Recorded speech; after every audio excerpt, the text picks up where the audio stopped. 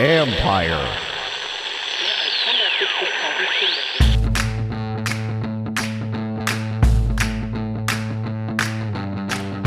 Hello and welcome to my podcast. Do me a favor, subscribe to the John Conn Report wherever you get your podcast.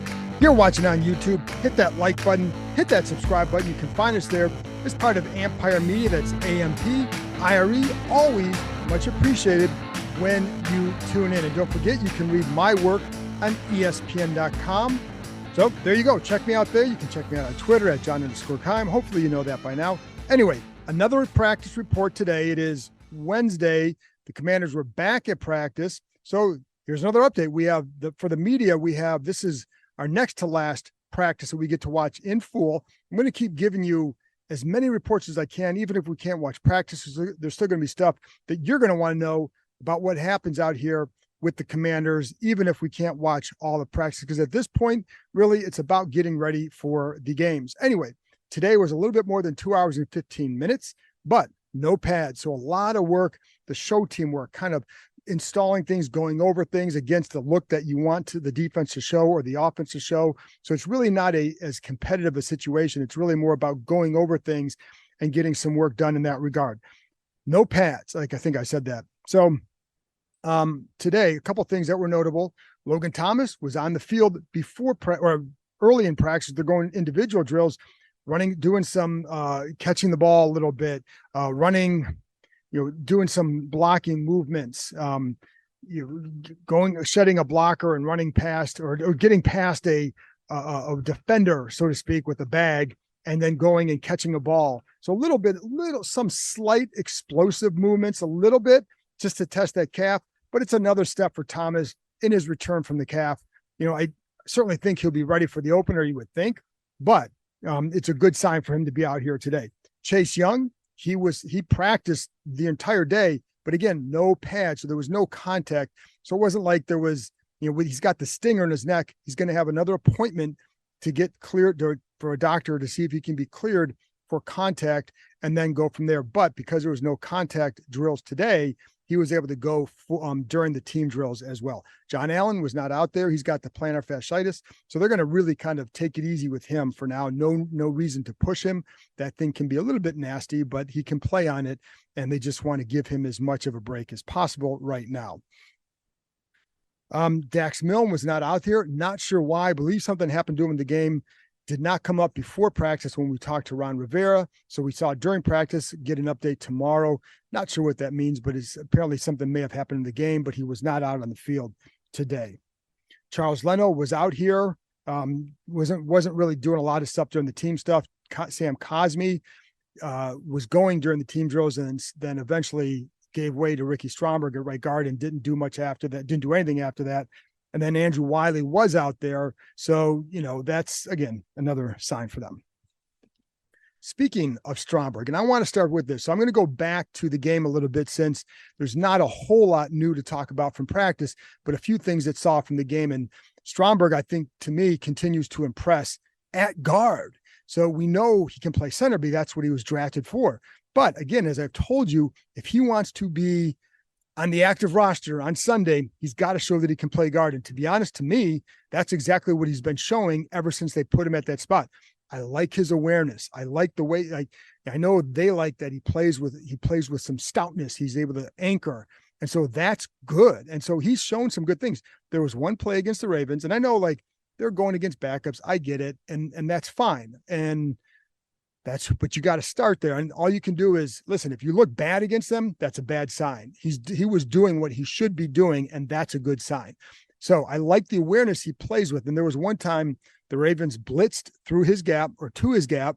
He shoves the blitzer inside and they looped another defender from the other side all the way around. He picks it up, sees it, blocks the guy, ball gets thrown. Just really good awareness. I just like the way he plays there. I like the way he moves. And the one thing I don't know is out on the screens. How does he move there? I will say the screen game has not looked, for as much as they've worked on it, it has not been as successful as I would have thought in the preseason. We'll see where it goes during the regular season. And some of that you wonder, do they have guys that don't block as well in space? There are a couple of times they had plays set up the other day. Blocks were just missed. But with Stromberg, going back to that, one thing in this system, you need those guards who can move. That's why I've told you Sadiq Charles is in there ahead of Chris Paul right now because he can move. But Chris Paul blocks with some power, and that's going to be something to watch because Ron Rivera was saying they feel really good about both guards at this point, to the point where he said they're making it so that both of them may have to play in games. Now, how that would happen, who the heck knows? But the point is they like where Chris Paul is, where he's at. And I think they've been pleased with Sadiq Charles. Again, as long as he stays healthy, that's always been the key for him. With Stromberg, though, what it makes me wonder is what happens if he shows that he can be the backup center and a backup guard in a pinch, because he's not going to go in, he shouldn't go in and start there unless there's an emergency. But if he shows that, what do you do with Tyler Larson? So they signed him because they like him as a veteran center. He also can play guard in a pinch.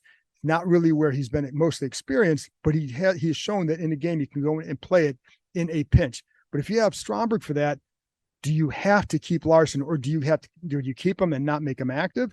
Do you keep only 9 offensive linemen and maybe keep an extra guy somewhere else, maybe at receiver? Those are all possibilities, but some of it starts, the conversation begins that way because of what Stromberg, to me, has shown. Now, whether or not they agree with that about the 9 or 10, I do know that they like what they've seen from him at guard, and they should. But again, with the conversation then, because do you keep Larson, or do you keep a guy like Nolan Laufenberg maybe on the practice squad, or an Aaron Montero as a guard, somebody who's a little bit more experienced as a guard who can go play for you? That's their natural spot, versus a guy who's a center who can play guard in a pinch if Stromberg shows. And then you could keep a third center if you wanted to on the practice squad again, like a Nolan Laufenberg. So that's just something to keep in mind as they make these decisions. So we're less than a week away from final cuts. And again, I think that he and Chris Paul did a nice job at guard the other night, Stromberg. Same with Paul. Blocking in space is the one thing I would wonder about, but he does a nice job on the pulling action, and he does block with some power. Quan Martin had a tough night, and I know he had the pick. That was a terrific pick and a really good job on the recovery. He was beaten on the play, but it was a hell of a pick. So good for him for doing that. He also led up on Baltimore's first drive. He was responsible for the guy who was wide open for the touchdown. That was, and there were a couple times with him there, it's communication, because it's not like he wasn't beaten on the play. He executed the wrong assignment on the play. There's a receiver, he was covering the guy inside, and another play, if the guy goes to a certain depth, you're passing him off to the corner behind you, which was Emmanuel Forbes. Forbes picks him up. Quan kind of has that, oh no, kind of look about him. And his guy was the one that ended up scoring the touchdown on the play.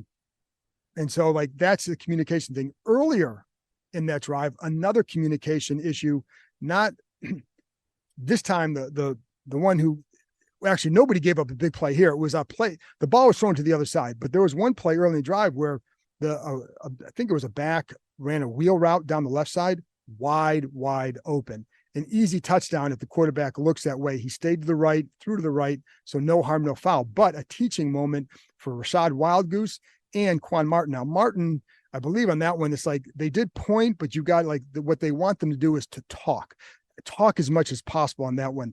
That's one where now that they've seen it, you get it corrected. Wildgoose would have stayed over a little bit more, and they were okay, I think, with how Quan handled it. But then it's like, okay, make sure with the communication what you guys are doing rather than just pointing. At this point, especially because Quan's new, Wildgoose is still young. So the more you can talk, the better off you are. And I think it'll be interesting to see what happens with Wildgoose early in camp.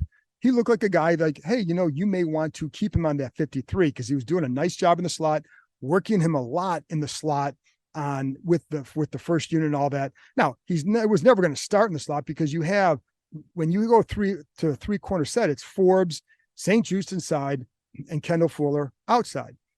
Those are your top 3 corners. So if you want another slot guy, you also have Danny Johnson, and they drafted Quan Martin to handle that role. Martin's still developing. And there are sometimes, even with the blocking, he gets a little bit caught up inside there, has to learn how to play in those tight spaces in the NFL. I think he's a smart kid. I think eventually he'll get there, but those are some of the adjustments you have to make. Anyway, but if you're Wildgoose, you need to show that you can help in other ways. And I think, I think Christian Holmes is on there. He's a terrific special teams player. And I think he plays physical and he can play outside. With Wildgoose, when he's played outside, and they're playing him out there for a reason, they want to see, can you do it? And to be honest, he hasn't done it. And that's a trouble spot for him. So to me, he would have been like an 11th DB. I don't know right now if they keep more than 10 because you also have to look at like defensive line, where if it's me, I'm keeping 11. And that means keeping all those defensive ends, James Smith-Williams, Casey Toohill, KJ Henry, Andre Jones. I don't think you're going to cut the rookies. So do you keep both Toohill and Smith-Williams? I think the answer is yes, because the experience. There's still some things that you see with the young guys they have to learn. Even little things like, I like Andre Jones. The dude's got length. He's got athleticism. He's certainly worth developing. I think he's got a hunger too. But there's things that he has to learn. And I like how he plays with his length. And there were a couple of times the other night where he's getting his hands into the defender. And because that length, it's hard to get back at him. So he's winning that point of attack battle in those situations. Now, some other times you have to learn how to rush upfield. And sometimes he's just going straight upfield. You want to straighten, you want to kind of angle in at a certain point. Otherwise, those big gaps get created. But he's done a nice job. So the point is, he warrants a roster spot. And I think they're going to keep KJ Henry for a similar reason.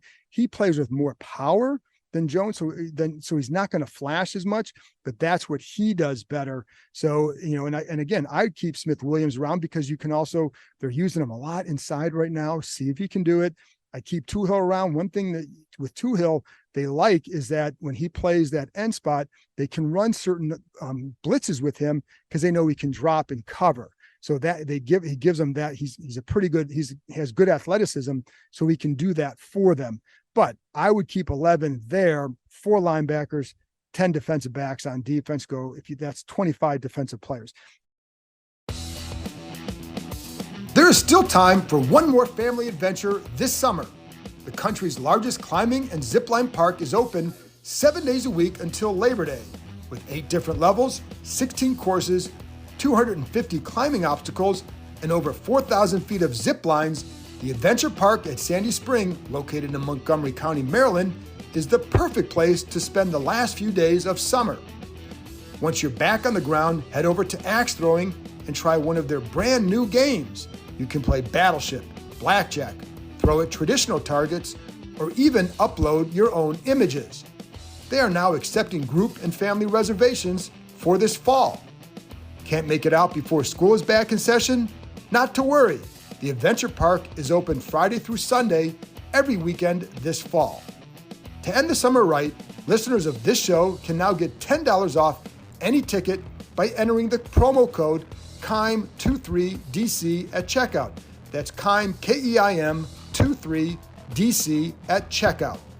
There is still time to get outside and join the adventure at theadventurepark.com. Another guy I want to talk about on offense is Kaz Allen, because I think he's going to be one of the more interesting ones to watch as a returner. He is not there on offense, folks. He was a running back at UCLA, converted to receiver, played it full-time last year. He's got a ways to go to develop there. That's okay. If he makes his team, it's not because of what he can do as a receiver. They're okay there. It's because of what he can do as a returner. And, he shows, so what I like about him, he shows quickness. I think he shows pretty good vision, and he shows the ability to cut and constantly move forward as he's cutting. That's good. So he had a 38-yarder last week, and a 20-yarder against the Ravens. Another key here. So he didn't have experience catching punts in UCLA, and it kind of makes you wonder, why now? Did they not trust him? He returned kickoffs. He had a couple of long kickoff for touchdowns. So why didn't they trust him with punts? Maybe I don't know enough about that, but it does, you always wonder about everything. However, what I've seen out here from him, they've given him a ton of reps catching the ball because they want to be able to trust him. It's all about trust at that position. It's not about fans, and a lot of people are going to see the big flashy play. Coaches want you to secure the ball first and foremost. They need to trust you. For example, there was one punt the other night where this is how you earn trust. He's got his feet at the 10-yard line. There's a punt. The Ravens are punting from around midfield. And, you need to make the right decision. You need to catch the ball. If you're going to catch it, if you muff it, it's going to be 6 points the other way, or first and goal for the other way, whatever it is. So he fair catches it, 9-yard line. There's a Ravens guy kind of right behind him. but he catches the ball. That's how you build trust. So I think like they need to see him in some more of those situations so they can gain that trust level. But he's going to be one to watch because, again, if he makes it, and I also think like he's got to make it as a kick and punt returner, because if you're going to be that sixth or seventh receiver and you're going to be active, you better fill more than just a punt returner because you need to handle. They just don't have enough spots for guys to be active that you can just have someone who only returns punts, especially if you're not going to help them from scrimmage. I don't know, like with Milne, depends on what he's dealing with. We know what he is as a returner. He catches the ball, he'll get 5 or 6 yards, and that's it. And offensively, while he can run the routes, he really hasn't done a whole lot there. Now, I know they like him in the red zone as a route runner, but we still haven't seen him really convert a lot there, right? Because they have other guys, but they do like him in some of those roles inside the red zone, or at least they had in the past. So, by Pringle, he can do stuff too. So there are some other guys that you'd have to do more than, but where Kaz has the abilities, he gives them something that others don't have, which is that quickness on the punt return.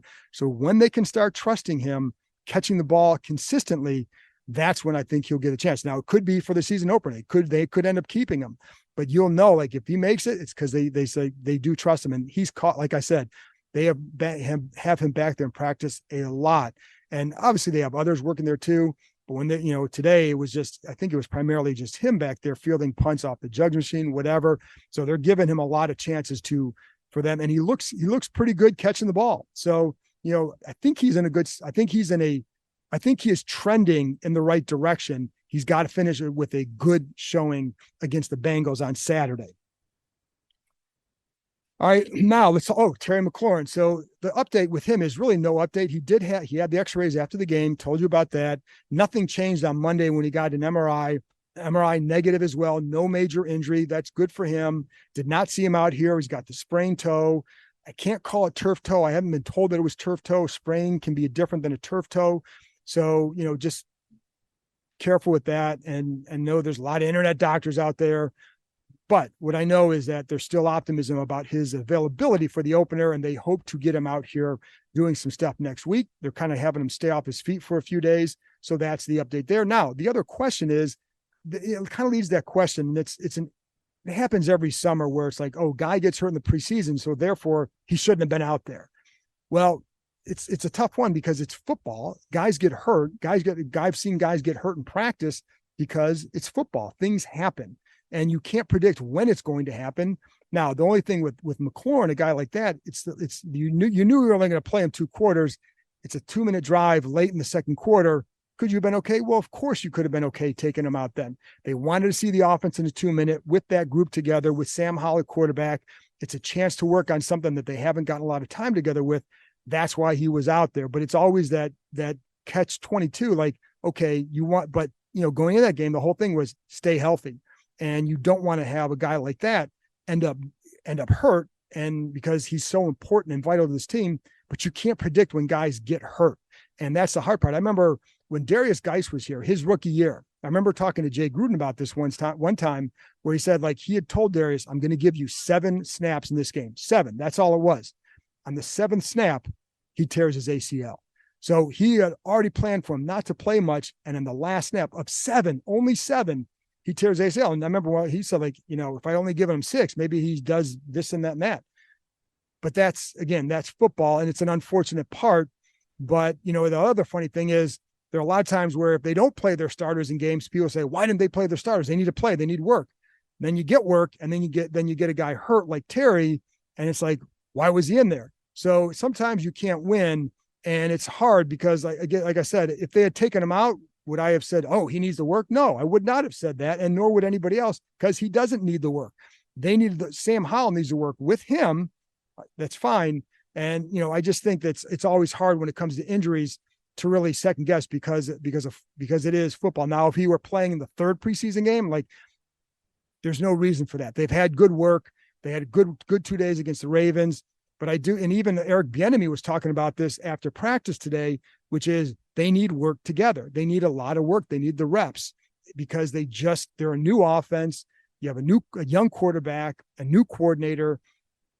They need as much work as they can get. And that's why it's funny, because I brought up the other day about how they faced the Ravens backups, and they did.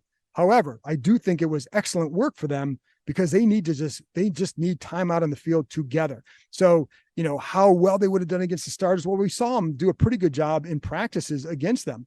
And I still liked Howell's decision-making. I still liked the way he moved in the pocket and some of the throws he made. That, if you have a guy in your face or you don't, that happens in a game too. So, I think it was probably a little bit different for the lineman going against backups than it would be for Howell, because guys still have to get open and he still has to make the right decision. For him, to me, it was all technique. There are times where his feet are moving with his eyes through the progression. That's what I like, because that's what he needs to show. So whether that's against seconds, thirds, starters, he showed what he needed to show. And I think that was the important thing for him and for them. Anyway, I don't think that answers anything, but it's like, there you go. So lastly, Jamin Davis was not here at practice today. He was sick, stayed home. Oh, also, I forgot to tell you that Jacoby Brissett did take some first team reps. We were told that was going to happen. It said, do not read into that. There's nothing to read into. It's just that they want to get him some work obviously a lot of work on Saturday. And then it's just a chance to work with some guys that you may have to work with during the season. And he hasn't spent a lot of time with them. So if something happens to Howell, he's got to have some time with these linemen, and they have to hear his cadence. He's got to get used to them, etc. So that's why I did it. And with Davis again, just one little nugget before I get out of here. Davis, to me, has been their best linebacker this camp. Cody Barton, I think, is still showing that he's still learning this defense. And I still think he has to learn how to play off those double teams up front, because there's sometimes, if you hesitate with those double teams become a lot more effective. That's something I see more with Jamin, where he's taking advantage of that a little bit better. I don't think Cody's taken advantage of that at this point. And will it happen? We'll see. But, I do know he's still new to the defense, and, it can take a minute or two to get caught up to speed with it. But that's something I'll be watching for, because if you can take advantage of those double teams here, if you force them off the tackle early, maybe they're making the play. But if you're hesitant, if you're slow with it, then the double team's effective on the tackle, and now they're getting to you, and now there's a hole. So, and the other thing is, some of those double teams are playing behind what's against Benning, Pote, or some of those guys. Well, it's a little bit different if you're trying to hold a John Allen or Daron Payne, and you can play differently. But Jamin Davis is playing faster off those double teams right now than Barton. So let's just see how he progresses from here. Anyway, that's it from me. I'll be back on Thursday with another practice report from Commanders Park. So I'll talk to you next time.